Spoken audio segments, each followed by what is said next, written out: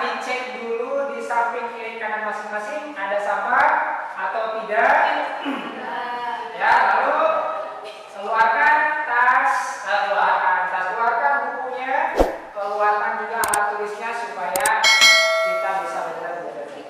Sudah semuanya? Oke. Oke, untuk memulai pembelajaran supaya pembelajaran kita lancar, saya ingin satu orang untuk memimpin doa dulu. Ya, si doa dipimpin oleh satu orang, oleh Nopi kembali. Duduk siap. Sebelum belajar, mari baca dalam hati masing-masing, berdoa dimulai.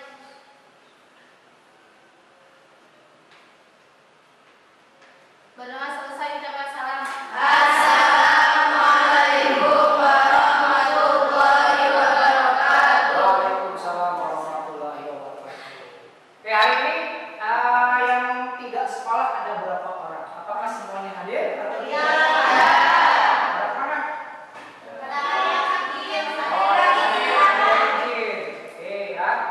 Saya absen dulu ya untuk supaya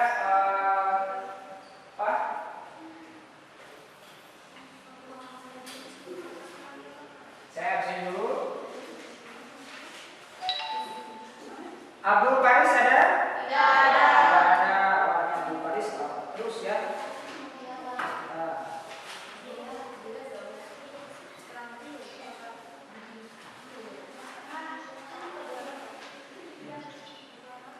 Ahmad Rifa ada ya? Ahmad Rifa tadi udah makan belum? Tadi Rifa udah. Ajam kemana Ajam? Andrian guys, Andrian ini sering apa lagi nih? Jangan ikutin ya yang sering apa nih? Cek Muhammad Effendi mana? Oh, kameramen ya, oke. Cek Muhammad Dini awalnya. Oke, Dini tadi nggak salamin Ahmad ya? Oh, keren ya. Fatir. Fatir. Kemarin mana sih nggak sekolah dia? Kemarin mana? Kabur apa dia?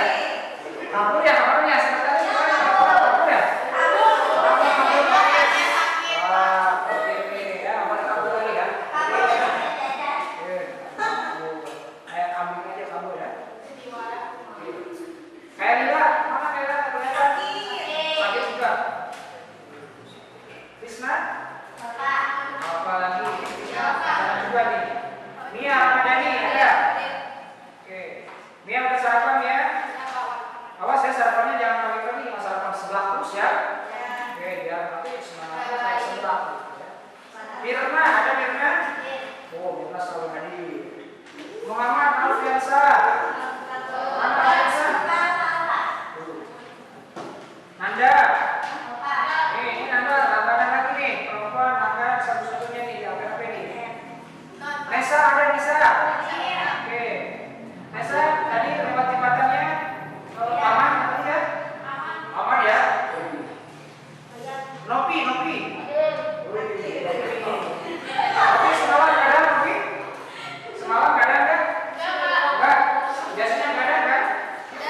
Oh enggak sekarang ya, jangan biasa nggak ada Nopi ya? Rifa kemana? Waduh ini si Rifa apa terus nih?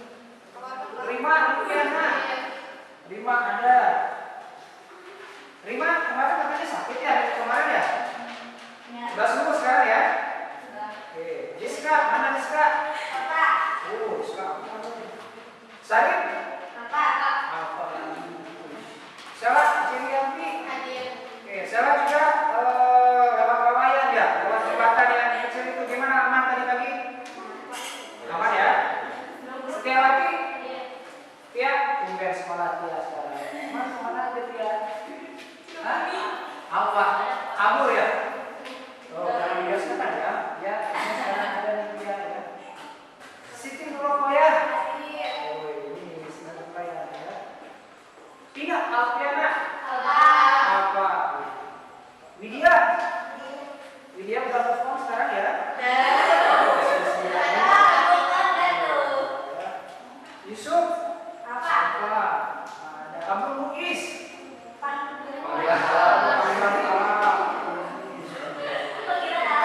Siti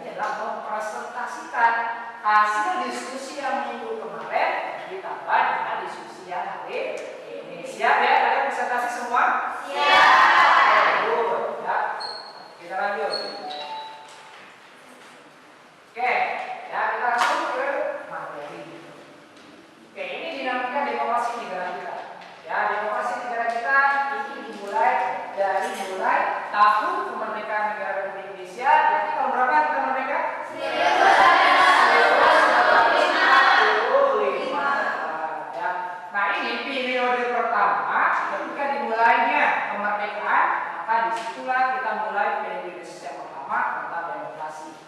Di mana pada tahun 45 sampai dengan 49 berapa tahun? 4 tahun. 4 Tahun. 5, 46, 47, 48, 49. 4 atau 5? 5 tahun ya, 5 tahun berjalan kita melaksanakan periodisasi demokrasi yang pertama ketika presiden kita yang pertama siapa namanya? Insinyur Soekarno ya. Nah di sini dikatakan bahwa pada periode ini baru terbatas pada fungsi pers yang mendukung kemerdekaan. Jadi pada zaman dulu karena belum terbentuknya lembaga-lembaga legislatif, yudikatif, eksekutif secara maksimal, maka pada waktu itu yang bergerak untuk melakukan proses demokrasi itu hanya terbatas pada bidang pers saja. Apa itu pers? Pers itu adalah pemberitaan tentang kemerdekaan yang sudah diraih oleh bangsa Indonesia. Lalu setelah tahun 49 kita masuk ke periodisasi yang kedua ya, di mana periodisasi kedua ini dimulai dari 49 sampai dengan 59. Berapa tahun itu? 10 tahun ya. 10 tahun kita mengalami perubahan dari periodisasi yang tadinya kita belum memiliki perangkat-perangkat pemerintahan yang begitu lengkap, maka di tahun 49 sampai 59 terjadi 2 kali pergantian undang-undang dasar. Ingat, kita pernah mengenal ada undang-undang dasar atau UDS waktu itu. Apa kira-kira masalahnya ketika dulu ada UDS? Ada yang tahu kira-kira? Tidak ada yang tahu. Percaya? Itu kan sudah saya suruh untuk baca dulu ya. Nah di zaman ini dulu ada keluar yang disebut dengan dekret presiden. Apa isi dekret presiden? Ada yang tahu? Tidak. Tidak tahu lagi. Dekret presiden itu intinya adalah kita kembali lagi kepada Undang-Undang 1945. Pada masa ini ya, lembaga legislatif tidak berhasil membuat undang-undang yang baru atau merevisi undang-undang yang baru, itu undang-undang sementara. Di dekret presiden tanggal 5 Juli waktu itu kita kembali lagi kepada undang-undang tahun 1945 sampai dengan sekarang. Ada nggak sekarang undang-undang yang baru selain 1945? Ada. Apa? Ayo, undang-undang apa yang selain 1945? Ada? Nggak ada. Kita tetap menggunakan undang-undang 1945. Ya, ini di periode ini ada berbagai tekanan-tekanan di dalam pemerintahan untuk mengganti undang-undang atau menyempurnakan undang-undang ya, supaya ada ternyata tidak berhasil, maka bila lalu berikutnya ada periode tahun 59 sampai dengan 65. Nah, pada periode ini Indonesia menganut demokrasi terpimpin dengan ciri terbatasnya peran partai politik, terbentuknya DPR-GR. Apa sih DPR-GR? Terus lemahnya hak dasar manusia, tidak ada kebebasan pers dan sentralisasi kekuasaan. Ya, ini terjadi ketika memang waktu itu pemerintahan itu menggunakan atau menganut demokrasi terpimpin. Jadi kalau misalkan seorang pemimpin itu adalah seorang yang pemegang kekuasaan terbesar, seorang pemegang kekuasaan yang tertinggi. Jadi apapun yang terjadi di negara tersebut itu semuanya adalah tergantung dari pemimpinnya itu sendiri. Kemarin kita membahas tentang demokrasi, demokrasi itu harus berada di tangan rakyat, tidak boleh hanya di tangan pemimpin. Ya, pemimpin itu hasil dari rakyat. Maka apapun keputusannya, ingat dari kalimat demokrasi itu adalah demos dan kratos, pemerintahan dari rakyat yang berpunya oleh rakyat dan nanti digunakan sebaik-baiknya atau sebaik-baiknya oleh rakyat itu sendiri. Ya. Lanjut di periode 65 sampai 98 kita kenal dengan zamannya Orde Baru. Tahu Orde Baru? Kalian lahir tahun berapa? Nah, berarti kalian tidak pernah mengalami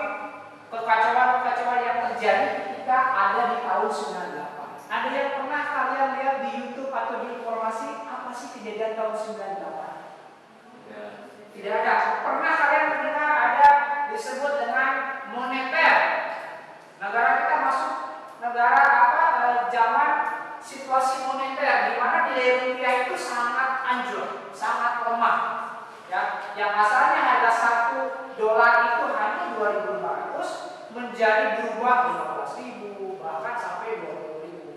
Gara-gara apa? Gara-gara di tahun 98 ini terjadi yang namanya bukan pemberontakan ya, terjadi gerakan reformasi. Siapa yang menjalani reformasi waktu 98? Ada yang tahu? Tidak ada. Ya.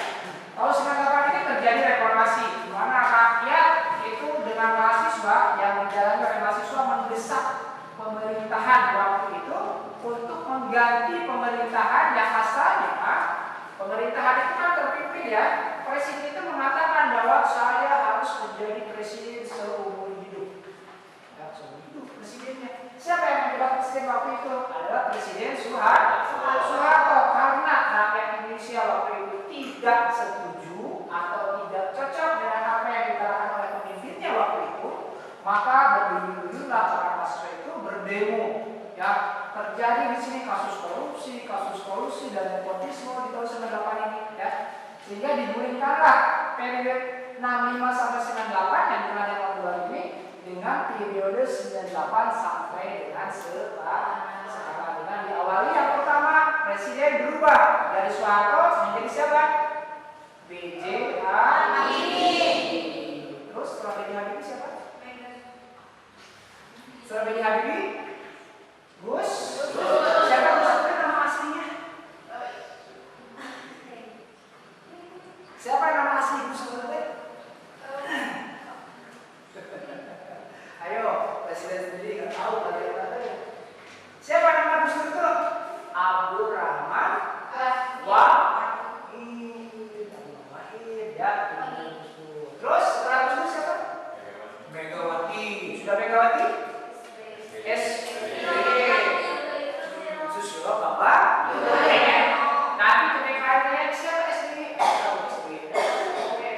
SBY itu adalah setelah SBY digantikan lagi oleh siapa? Jokowi. Oleh presiden kita yang sekarang, yaitu Presiden Nah, dari tahun 98 sampai sekarang itu adalah ordernya demokrasi yang sekarang ini. Itu demokrasi yang ditunggangi oleh rakyat dan dari rakyat dan tentunya oleh rakyat. Itu ya. Jadi, apa buktinya? Buktinya adalah ketika ada pergantian presiden, siapa yang memilih? Rakyat atau para menteri?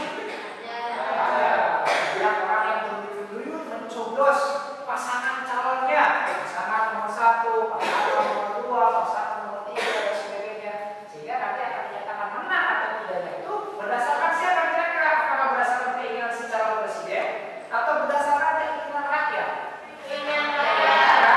Sesuai nggak dengan prinsip-prinsip demokrasi? Sebenarnya ada di tangan rakyat.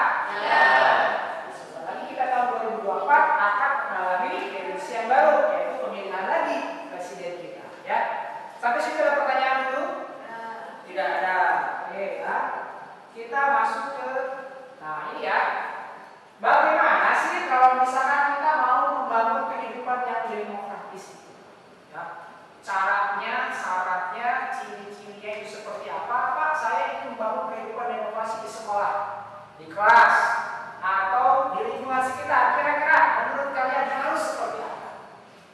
Biar ketika ada sebuah keputusan dan ketika ada sebuah kegiatan itu semuanya atas kehendak bersama, bukan atas kehendak orang per orang atau individu per individu. Semuanya sama-sama memberikan masukan, sama-sama semuanya menyetujui, sehingga dikatakanlah budaya demokrasi itu masuk. Nah, kira-kira menurut kalian harus seperti apa nih sekarang? Kalau melihat di sini kira-kira seperti apa? Ayo, ini apa nih bacaannya?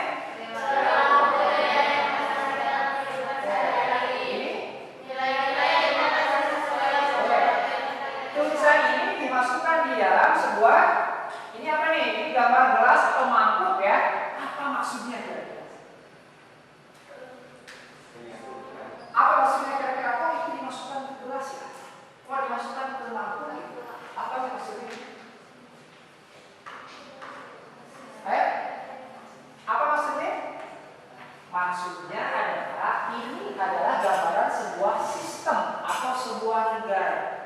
Di mana sebuah negara tersebut kalau dia ingin memperlakukan atau membangun kehidupan yang demokratis berdasarkan undang-undang dan Pancasila, maka kedua komponen ini harus sama-sama dipraktekkan atau sama-sama digunakan sehingga terciptalah kehidupan yang demokratis. Apa saja itu?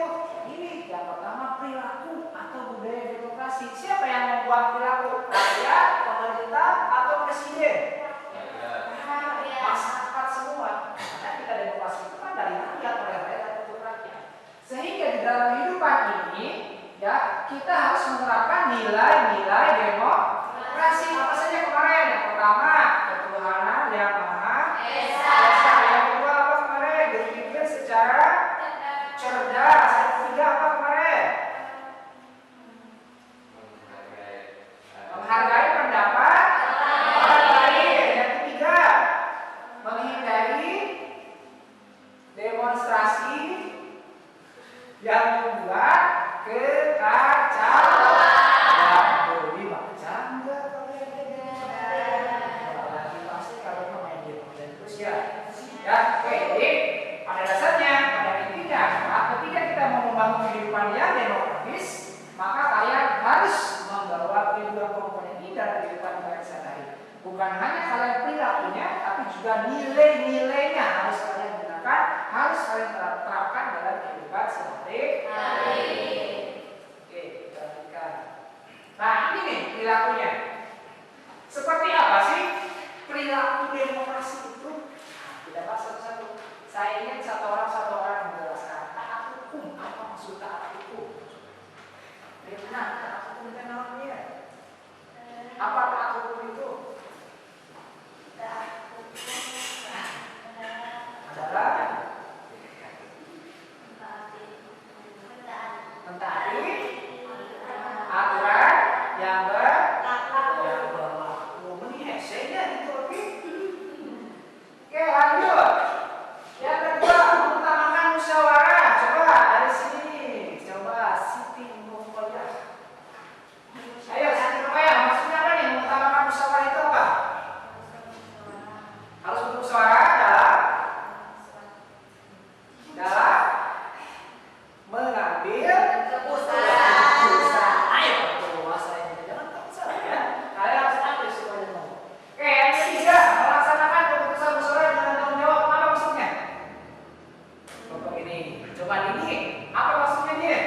Perilaku kita itu ketika dalam kehidupan sehari-hari, ketika kita selesai bermusyawarah, kita harus melaksanakan segala keputusan itu dengan tanggung jawab. Apa maksudnya? Apa maksudnya? Hah? Jadi kalau kita sudah menyepakati yang namanya musyawarah, tadi kita harus taat hukum. Apa maksudnya? Tidak boleh kita menyalahi aturan sesuai dengan hasil yang sudah dimusyawarahkan. Contoh gini misalkan, ketika di sekolah kalian bermusyawarah di kelas, atau wali kelas kalian misalkan, anak-anak besok kalian harus bawa uang 1.000. Untuk apa? Bayar uang kas. Setuju nggak? Misalkan dimusyawarahkan kan? Setuju. Semuanya setuju. Tanpa ada yang menyangka saya nggak setuju. Nah, itu hasil musyawarahnya. Tiba-tiba wali kelas, ya udah kalau seperti itu, kalian semuanya wajib membawa 1.000 besok untuk bayar uang kas. Semuanya udah setuju ya? Tetapi besoknya ada saja yang tidak mau bayar. Nah, tidak mau bayar uang kas, kejadian ya, kalian dulu tidak mau bayar uang kas nih, hasil dari musyawarah. Berarti dikatakan taat hukum atau tidak? Tidak.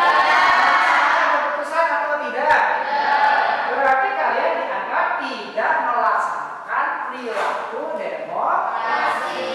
Itu maksudnya. Kalau kata musyawarah kamu harus pakai baju merah, kan besok jangan pakai baju hijau, harus pakai baju warna merah. Tuh ya.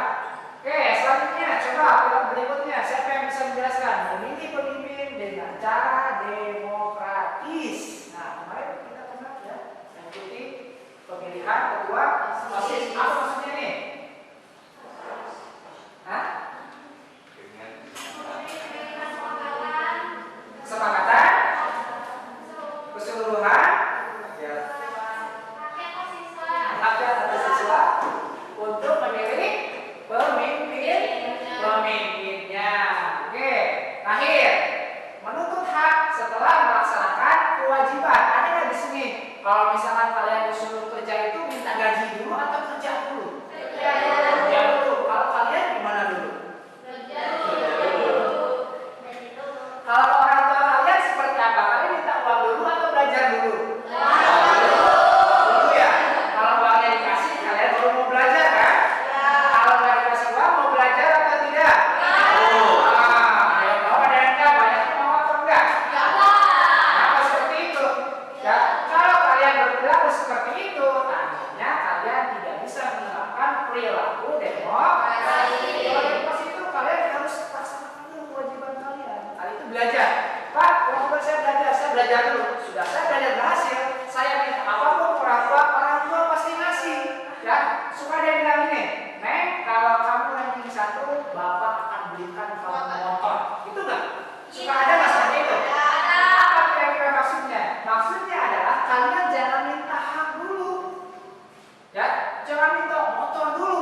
Kerja dulu, belajar dulu. Udah berhasil kalian belajar, baru kalian boleh minta apapun ke orang tua kalian. Kenapa? Karena kewajibannya orang tua adalah memenuhi segala kebutuhan anaknya. Orang tua pun punya hak dan kewajiban. Kalian pun sama punya hak dan kewajiban. Oke, kita lanjut. Sampai situ ada pertanyaan dulu nih, perilaku. Siap kalian kalau sekarang perilaku seperti ini? Harus siap ya. Kalau kalian berdiri di negara demokrasi, hidup di negara demokrasi, maka kalian harus siap melaksanakan segala perilaku yang dicontohkan. Oke ya. Sekarang kita lanjut ke apa sih nilai-nilai demokrasi itu? Nah, ini nilai-nilai. Kalau tadi kita berbicara tentang perilaku, tentang apa saja yang harus kita lakukan untuk mewujudkan yang disebut dengan negara demokrasi. Nah, sekarang nilai-nilai yang terkandung di dalam kegiatan-kegiatan yang tadi. Di antaranya nilai-nilai demokrasi yang pertama adalah kebebasan menyatakan pendapat. Ya, ini sesuai dengan Undang-Undang nomor berapa kemarin? Pasal berapa? 28. Oke, bagus. 28 masih ingat ya. Jadi negara menjamin setiap negaranya untuk mengeluarkan pendapat. Apakah itu bentuk lisan atau bentuk tulisan? Bebas. Sehingga kalian jangan sampai tidak mau berpendapat ketika kalian menyelesaikan sebuah masalah atau sebuah keputusan karena haknya kalian. Ya, kalian punya hak. Semua orang punya hak. Bukan hanya anak SMK, bukan hanya anak kelas 11 saja. Tapi kelas 10, kelas 12 semuanya punya hak untuk dikatakan pendapatnya masih. Itu ada nilai-nilai yang ini harus kalian tanamkan. Jangan malu untuk bertanya, jangan malu untuk berpendapat, jangan malu untuk memberikan masukan-masukan ketika kalian sedang bermusyawarah. Yang kedua, kebebasan berkelompok. Apa itu kebebasan berkelompok? Bebas berkelompok siapapun. Awas ya, di kelas ini nanti misalkan ini gengnya geng apa namanya? Oke, cabai. Sebelah sini geng apa namanya? Terong ini cabai, ini terong. Cabai dengan terong tidak mau bergabung. Karena dia terong, cabai, sama merah, hijau. Itu nggak boleh. Kenapa? Berarti kalian sudah menyalahi nilai-nilai demokrasi. Bahwa di demokrasi itu dikatakan kalian harus bebas berkelompok dengan siapapun, bebas kalian ini. Pak, ada yang nama kayak cabai-cabean, silakan masuk ke cabai-cabean. Pak, saya sekarang ingin gabung dengan terong-terongan. Ya, tidak boleh. Ketika misalnya dari gengnya terong masuk ke nggak boleh. Karena cabai-cabai. Ya, jadi nggak boleh terjadi hal seperti itu. Ya. Lanjut, kebebasan berpartisipasi. Nilainya. Jadi selain kalian bebas berpendapat, bebas berkelompok, juga kalian bebas berpartisipasi.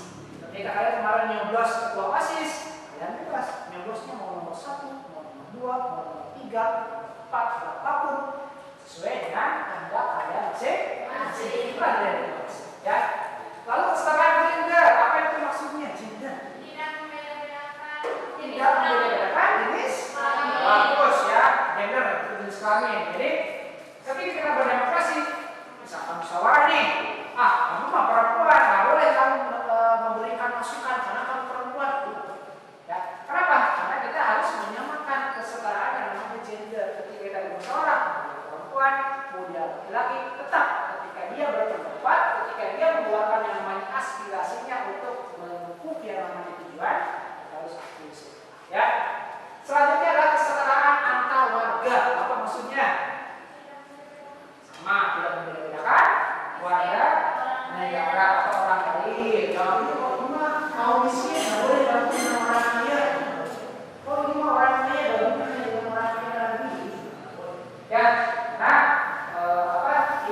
harus serah antara olahraga yang satu dengan olahraga yang lain. Kita harus saling membantu. Yang orang lain membutuhkan, maka kalian harus membiasakan untuk saling membantu. Awas ya, jangan sampai ketika ada teman kalian yang kesusahan, kalian biasanya gimana?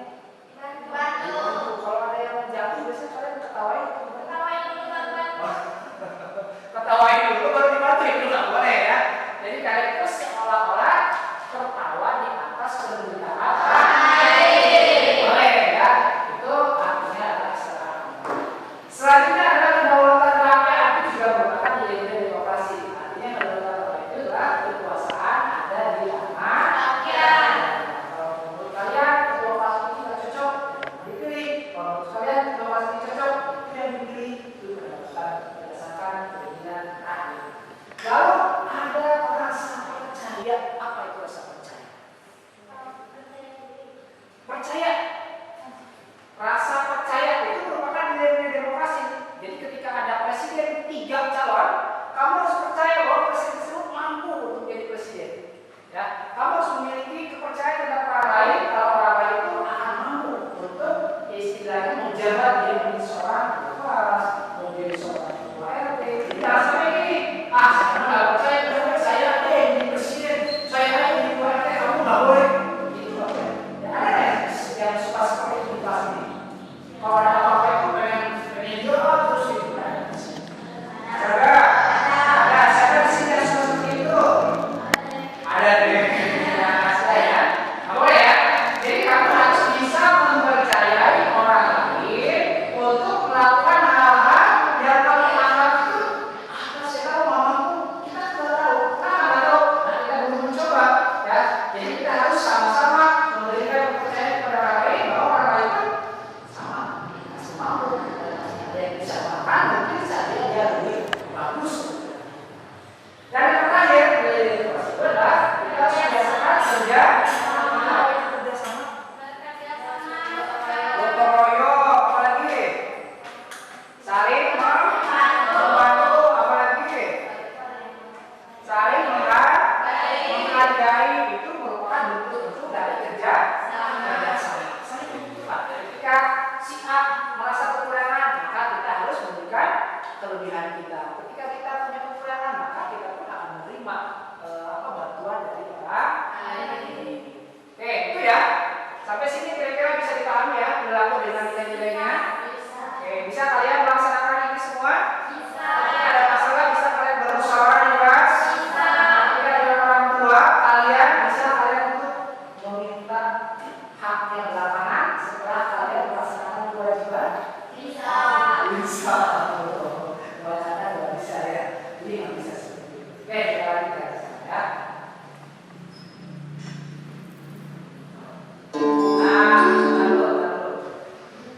Kita akan melanjutkan ke sesi berikutnya, yaitu sesi diskusi. Ya, setelah kalian memahami apa materi yang tadi saya jelaskan tentang sistem demokrasi Pancasila dan Undang-Undang, maka nanti kita akan menampilkan sebuah tayangan video tentang tata cara pemilihan atau pemilihan di TPS. Ya, tahu TPS singkatannya apa? Tempat pemilihan suara. Ya. Oke, kita akan coba dulu nih supaya semangat kalian muncul lagi karena kelihatan sudah tidak ngantuk nih. Ya, kalian sudah ngantuk sekali. Saya ingin kalian semuanya bernyanyi, ya, berjoget silakan bebas, ya, bergoyang mangga, mau jadi pop silakan. Tetapi akan diiringi oleh lagu daerah kita nih, lagu daerah Jawa Barat. Siapa yang tidak tahu, tidak kenal dengan lagu Manu Dadari? Siapa yang tidak tahu? Tidak ada, semuanya bisa ya? Oke, siap untuk bernyanyi semua? Siap untuk bergoyang semua? Oke, siap. Kita tes ya. Semuanya mohon bernyanyi semua. Kita sama-sama bergoyang supaya semangat kita muncul kembali ya. Oke.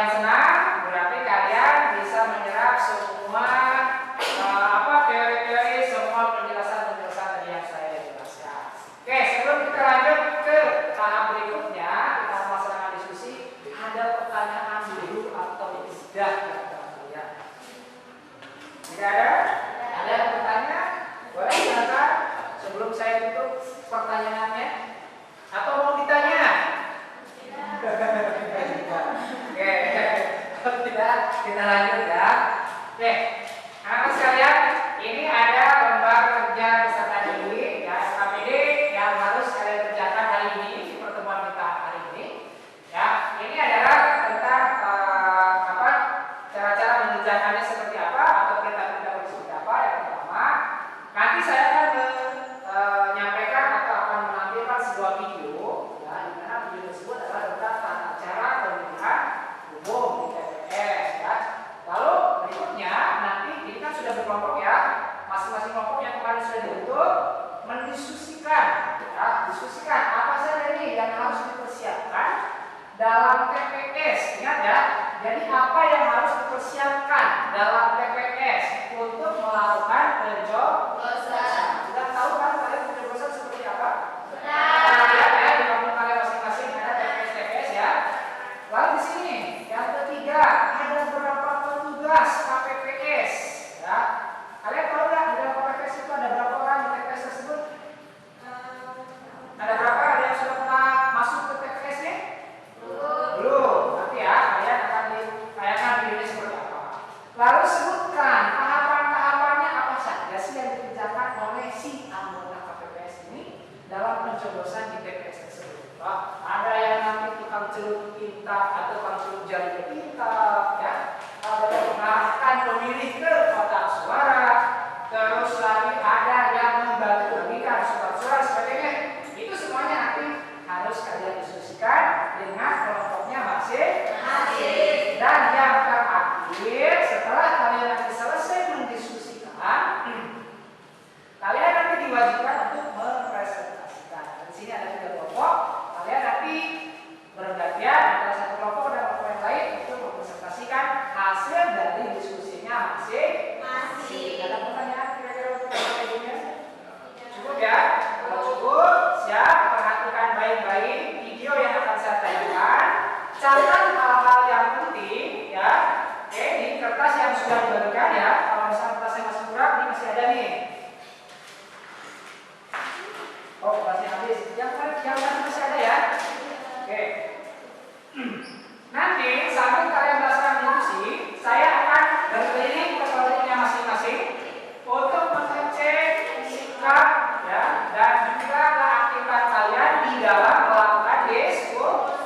Jangan sampai kalian tidak dinilai ya. Semua berat dari kalian dari mulai berpakaian, dari mulai kalian berbicara, semuanya akan dinilai ya. Maka bagusnya nilai kalian, potensi kalian itu begitu tergantung dari kalian masing-masing. Oke, siap ya? Sudah siap semua? Oke, kita lihat videonya.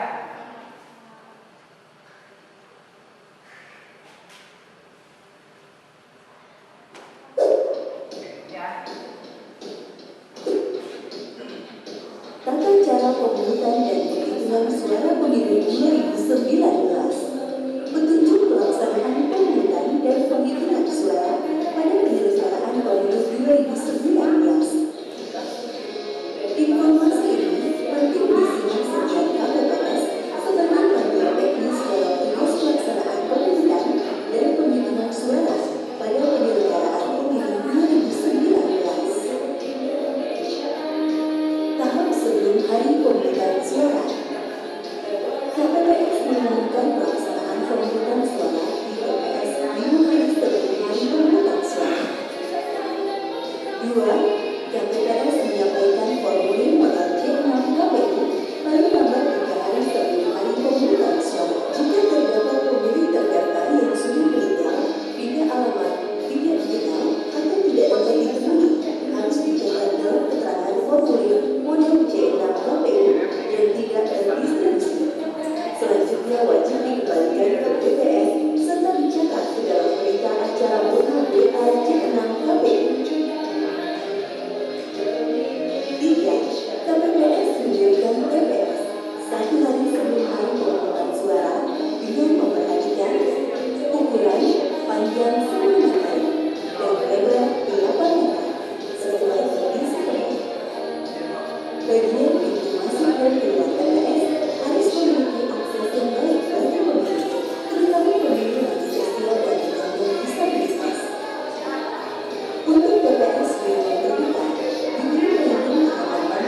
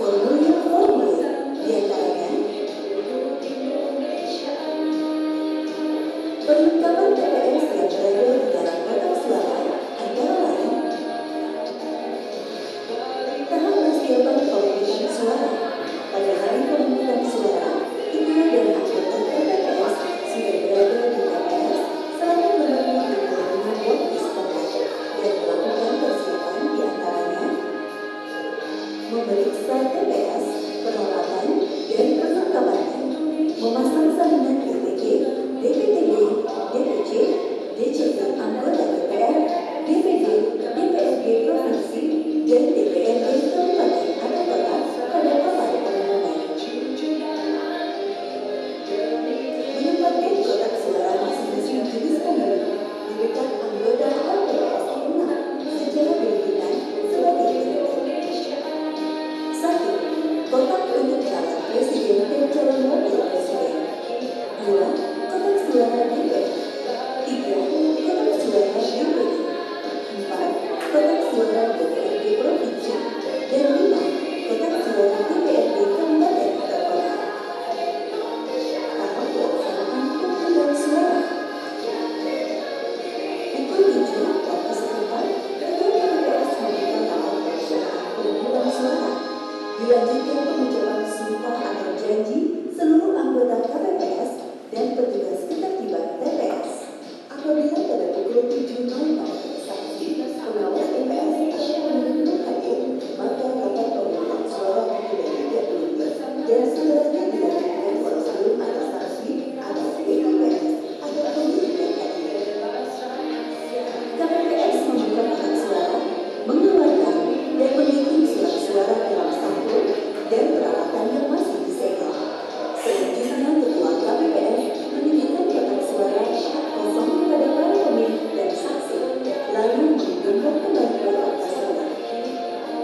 Ketua KPPS memanggil pemilih dan memberikan surat suara serta meminta pemilih untuk memeriksa dan memastikan surat suara utuh. Apabila surat suara yang diterima rusak, dapat diberikan surat suara pengganti hanya satu kali. Bagi pemilih penyandang disabilitas dan lanjut usia yang membutuhkan pendamping, KPPS dapat mengizinkan pemilih tersebut dibantu oleh seorang pendamping dengan mengisi formulir model C3 KPU. Surat suara wajib ditandatangani oleh Ketua KPPS. Pemilih mencoblos dengan ketentuan. Pada surat suara presiden dan wakil presiden, pemilih mencoblos satu kali pada nomor, nama, foto pasangan calon atau tanda gambar partai politik pengusung dalam satu kotak. Pada surat suara DPR atau DPRD provinsi atau DPRD kabupaten atau kota, pemilih mencoblos satu kali pada nomor atau tanda gambar partai politik dan atau nama calon dalam partai politik yang sama. Pada surat suara DPD, pemilih mencoblos satu kali pada nomor, nama, atau foto calon dalam satu kolom calon yang sama. Pemilih melipat kembali surat suara yang dicoblos. Keterangan pemasukan surat suara yang benar. Pemilih memasukkan surat suara pada kotak suara sesuai jenis pemilihan. Dibanding anggota KPPS ke-6 secara berurutan dengan ketentuan. Surat suara berwarna abu-abu untuk capres dan cawapres. Surat suara berwarna kuning untuk DPR. Surat suara berwarna merah untuk DPD. Surat suara berwarna biru untuk DPRD provinsi. Surat suara berwarna hijau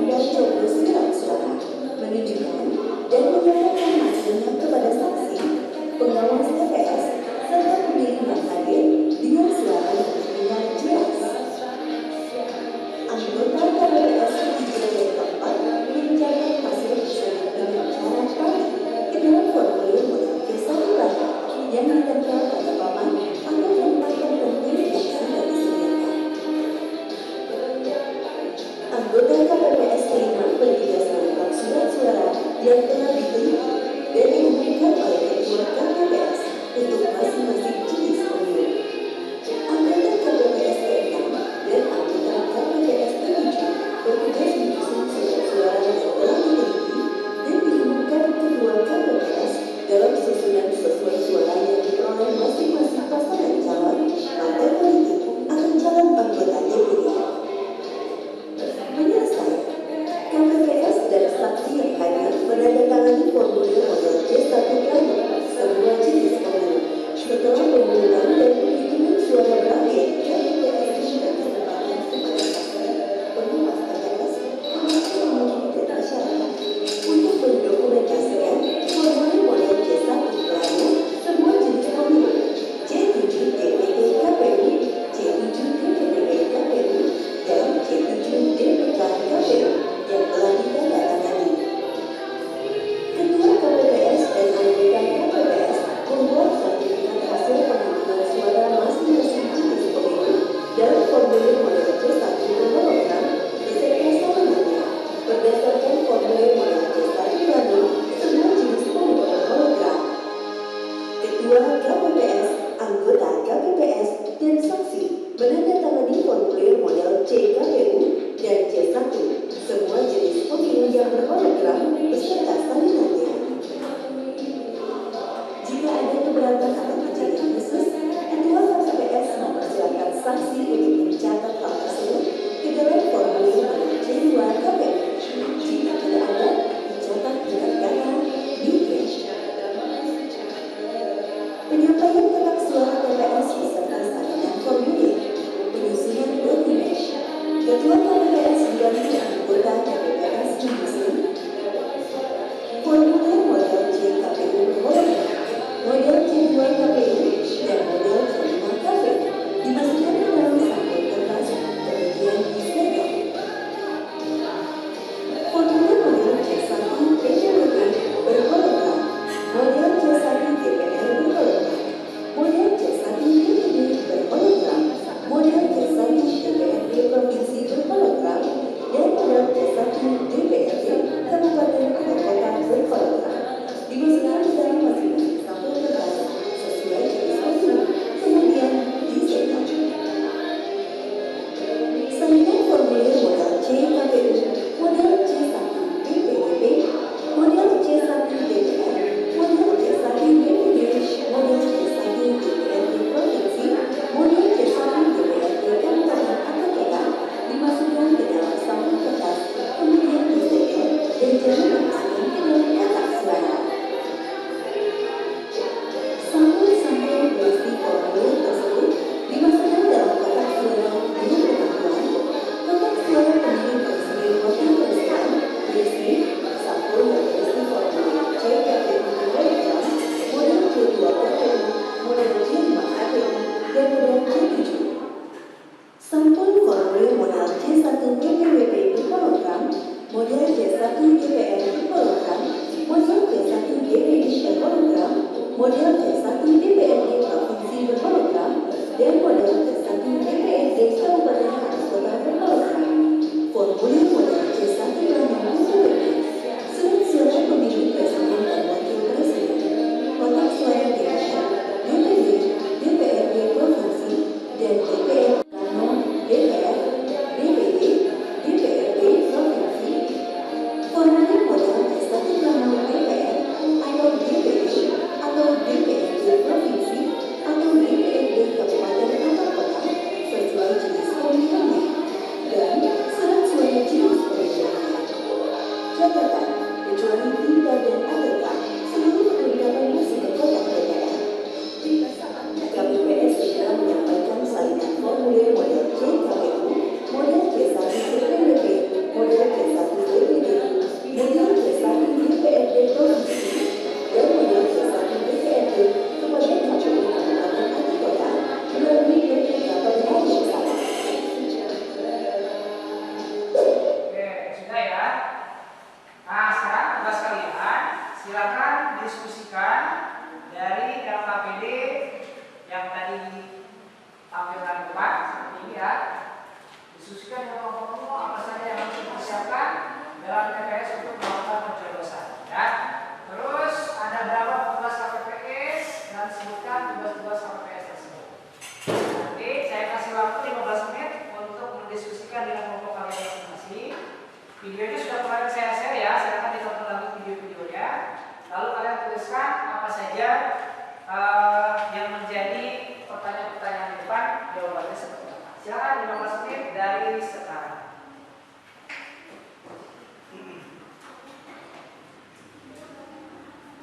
Jangan lupa ya, saya akan menilai kalian dalam proses diskusi.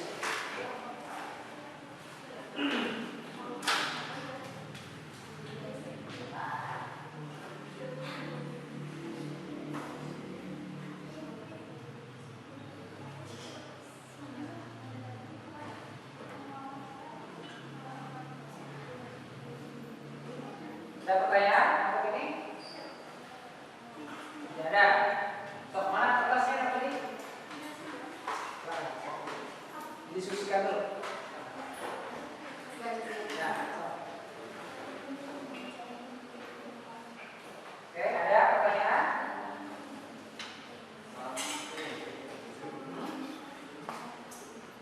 Apa?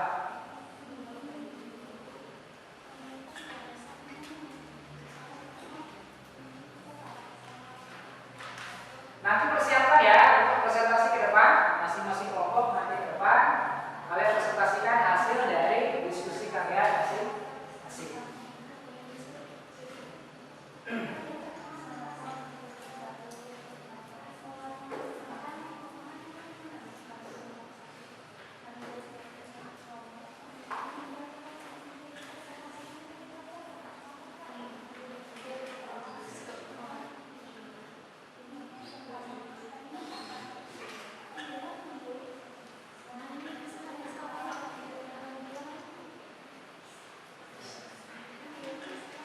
Sepuluh menit lagi ya waktunya.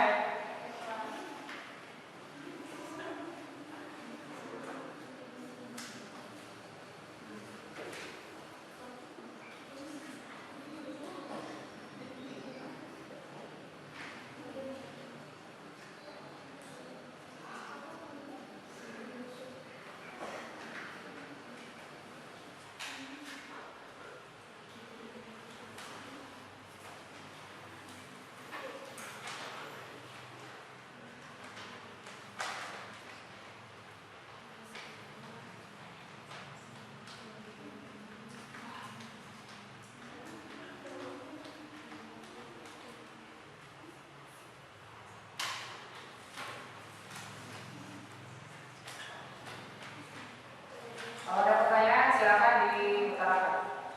Boleh ditanyakan.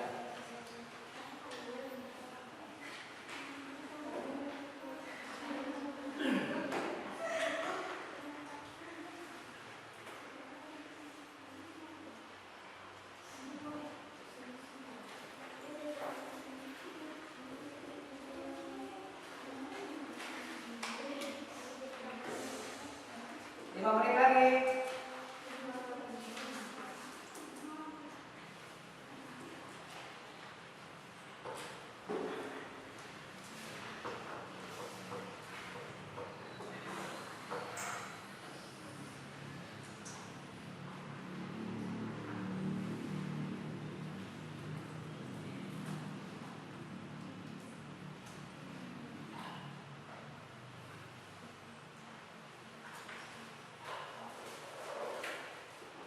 Oke, waktunya habis ya. Siap untuk presentasi? Mau kelompok mana dulu sekarang yang presentasi? Ya. Silakan, kelompok 3 ke depan. Boleh. Ayo semuanya ke depan kelompok 3. Yang lain disimak ya. Nanti yang lain boleh memberikan masukan atau sandahannya dari kelompok 3 sekarang. Silakan perkenalkan diri dulu, buka dulu. Setelah itu utarakan hasil dari presentasi pada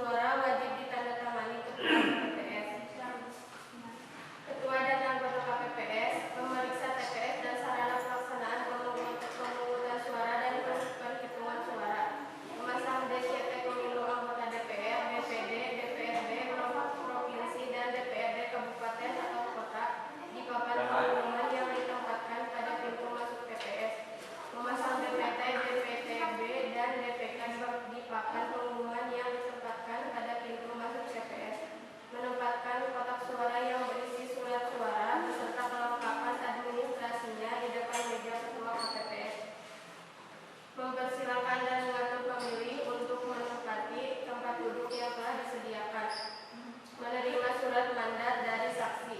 Ketua KPPS memberi penjelasan kepada anggota KPPS mengenal pelaksanaan pemungutan dan penghitungan suara serta memberi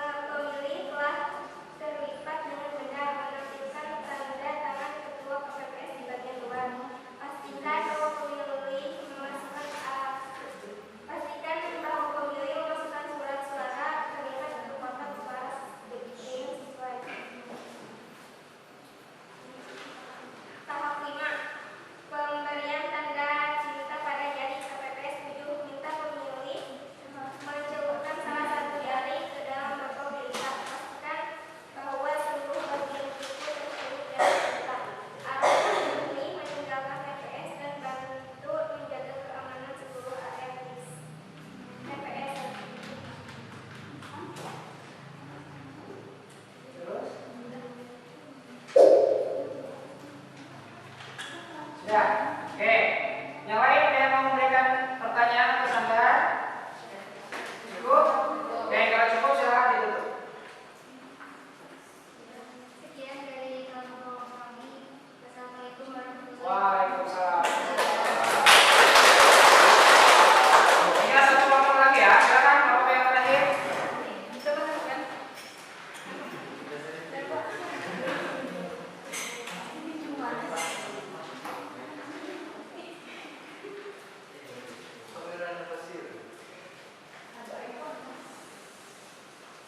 Ayo.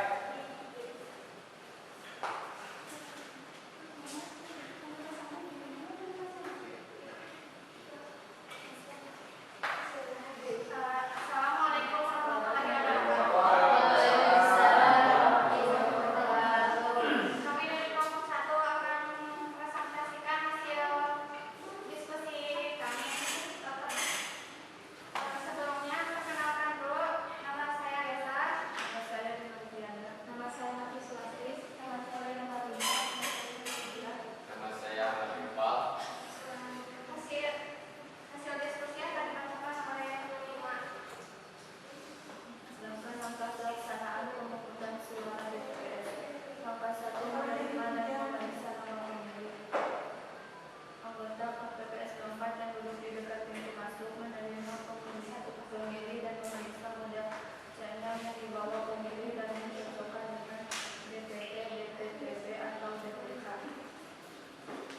Memeriksa jari-jari tangan pemilih untuk memastikan tidak ada tinta tanda telah memilih.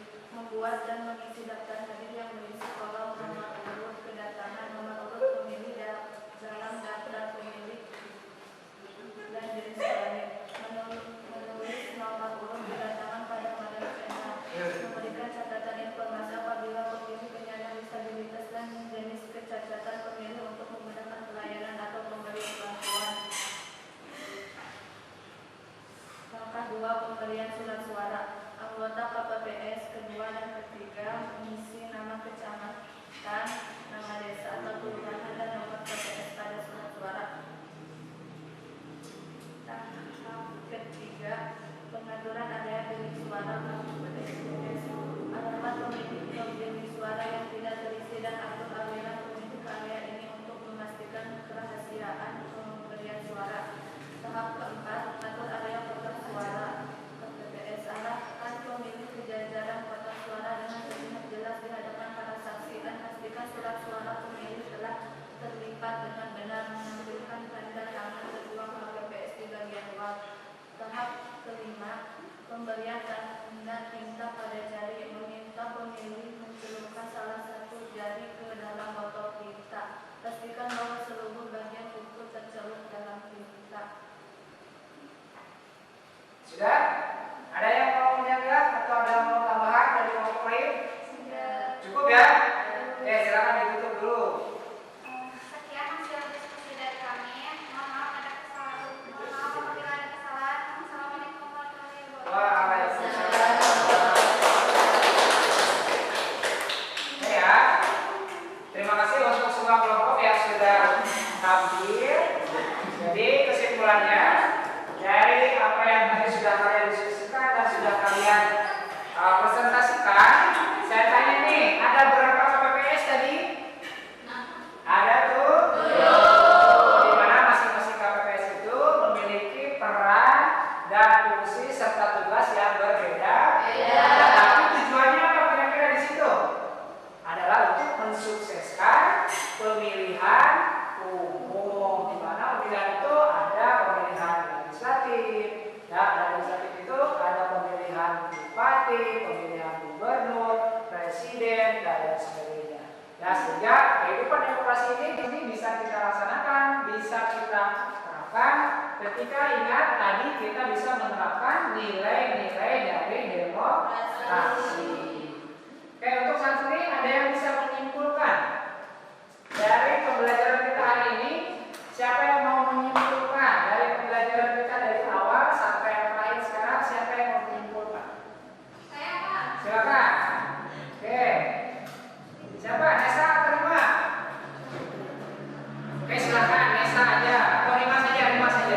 Silakan Rima yang keras suaranya.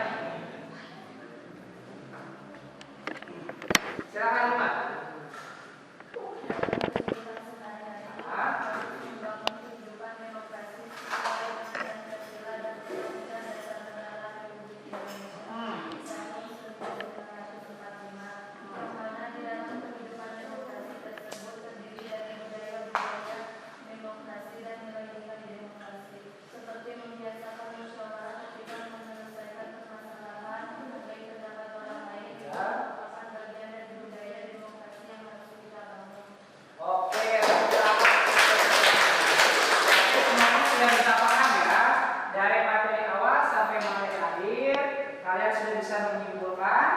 Saatnya sekarang saya akan mengecek dari kemampuan kognitif kalian berupa tes ya. Nah, di depan kalian ya di sini ada barcode. Nah, ini namanya barcode nih. Barcode ini nanti akan menuju ke pertanyaan yang ada hubungannya dengan materi kita hari ini ya, tentang demokrasi Pancasila.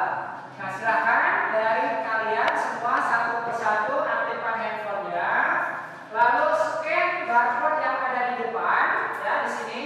Mulai dari sini nih ya, dari depan sini, scan satu persatu, nanti akan diarahkan ke Google Form yang harus kalian isi. Waktunya adalah 10 menit dari kalian nanti mengerjakan soal. Silakan satu orang untuk men-scan barcode-nya di depan. Ya, tahu caranya kan? Bisa ya, silakan. Dari mulai buka laptopnya silakan langsung boleh, atau di depan dan sini juga silakan. Boleh ya, dari sini juga ada. Oke, silakan. Waktunya 10 menit ya. Silakan.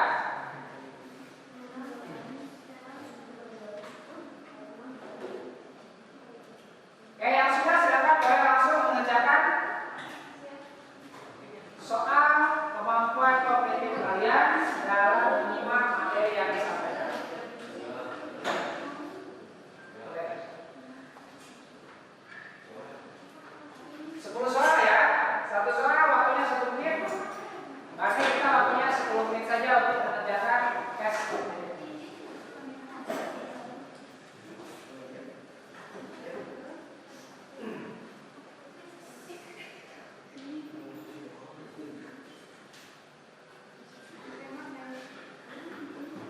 Oke, silakan.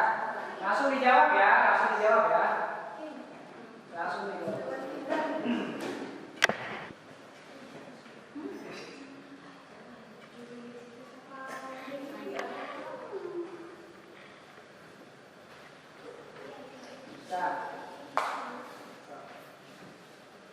Tutupan.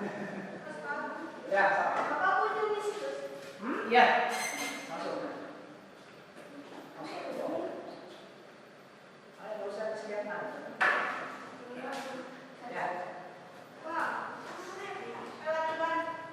Ya, lewat. Mana? Nah, itu bisa. 10 menit ya. 10 soal. Boleh. Itu aja.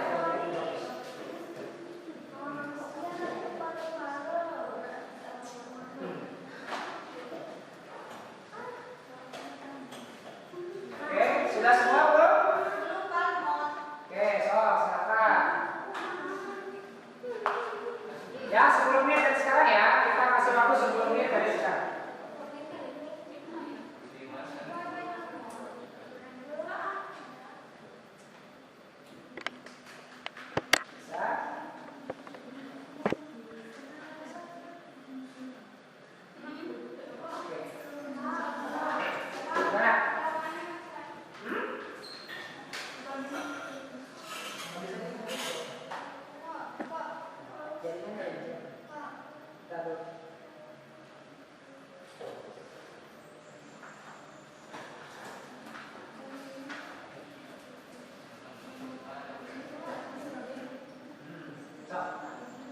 Oh, kamu lagi ya?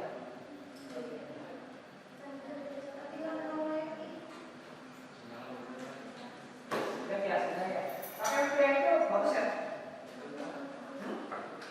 Habis kayaknya.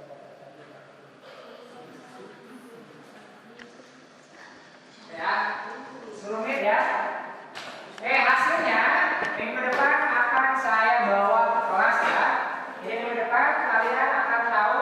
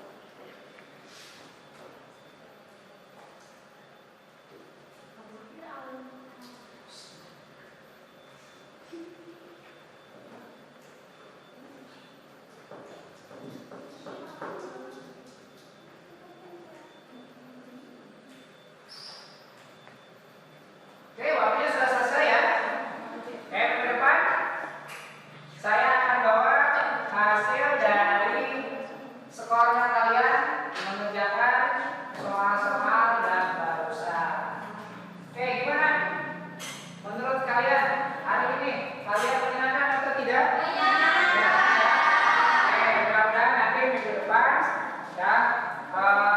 Tapi kalau pertemuan berikutnya kita akan masuk ke materi yang baru ya. Kalau kemarin yang pertama kita materinya tentang hak asasi manusia, yang sekarang kita materinya tentang demokrasi. Nah, minggu depan kita akan bahas materi yang baru. Silakan kalian cari tahu, cari informasi materi-materi yang berhubungan dengan materi yang baru. Ya, materinya adalah tentang hukum dan peradilan di Indonesia. Ya, ada yang sudah tahu tentang hukum dan peradilan? Ya, belum ya. Jadi silakan nanti di rumah kalian belajar dulu supaya nanti ketika kita pembelajaran kalian sudah mengetahui sedikit demi sedikit materi tentang hukum dan peradilan yang ada di Indonesia. Oke, ya, untuk kali ini pembelajaran kita cukup sampai di sini. Ingat ya, untuk